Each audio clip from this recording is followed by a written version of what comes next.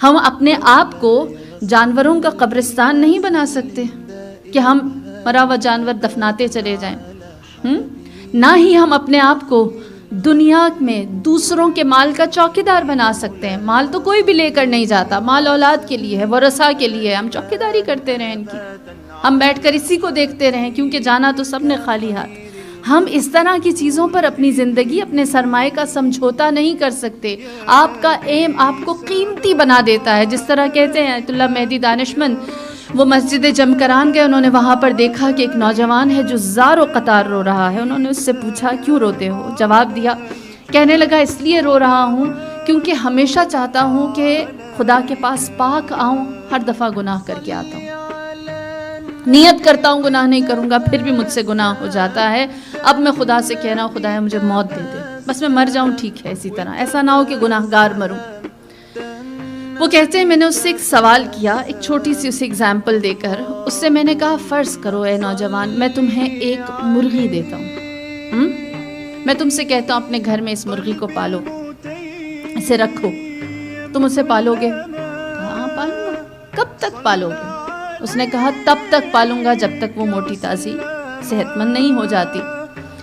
کہا اگر وہ مرغی تمہارے پاس آئے اور تم سے کہے کہ مجھے مارنا مت، تو تم کیا کرو گے؟ کہتا ہے جب وہ موٹی ہو جائے گی، اچھی صحت ہو جائے گی، تو میں اسے زیادہ سے زیادہ اس کے رونے کی بنیاد پر 1 ہفتہ رکھوں گا، پھر میں اسے کاٹوں گا بقول ہمارے، پھر اچھی سی بریانی کھائیں گے، اس کے علاوہ تو کوئی اس کا علاج نہیں، ورنہ وہ حرام ہو جائے گی، مردہ ہو جائے گی، مردار تو ہم نہیں کھا سکتے۔ اس سے پہلے کہ وہ ناکارہ چلی جائے میں اس سے کچھ کھا لوں، اس کا تکہ بوٹی بناؤں۔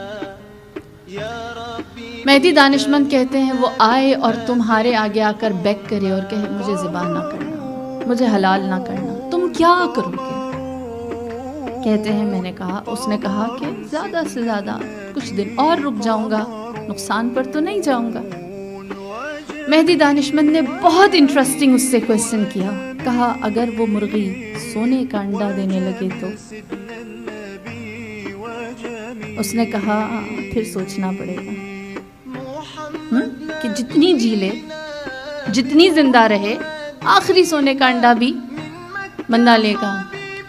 تو کہتے ہیں میں نے اس سے کہا تم بھی وہ سونے کا انڈا دینے والی مرغی بن جاؤ جس کی زندگی بابرکت ہے، جس کی حیات بابرکت ہے، جس کی زندگی میں کچھ ہے۔ اگر زندگی میں کچھ نہ ہو تو پھر موت مان۔ اور اللہ نے جو زندگی، عمار یاسر رسول اللہ کے پاس آئے، کہنے لگے یا رسول اللہ 2 غزوے میں آپ کے ساتھ گیا، زندہ واپس آ گیا، دعا کریں اگلے غزوے میں شہادت ملے۔ عمار یاسر نے جب یہ کہا تو رسول اللہ نے عمار یاسر سے سوال کیا اور کہا اے عمار یاسر، میں اللہ سے یہ کیوں دعا کروں کہ تم شہید ہو جاؤ؟ میں یہ دعا کیوں نہ کروں کہ تم زندہ رہو، لمبی زندگی پاؤ اور اسلام کی خدمت کرو؟ میں تمہارے لیے بابرکت زندگی کی دعا کیوں نہ مانگوں؟ اور پھر رسول اللہ نے دعا کی، اصحاب کے درمیان بیٹھ کر دعا کی اور کہا عمار یاسر کو لمبی زندگی دے، اس زندگی کو بابرکت بنا اور اس کو آخر زندگی میں شہادت دینا، اور جو عمار یاسر کو مارے گا وہ قوم ضلالت میں، گمراہی ہے، اور وہ باغی ہیں اور وہ کفر پر ہیں۔ یہ بھی رسول اللہ نے بتا دیا۔ لہٰذا زندگی کو قیمتی بنانا ہے۔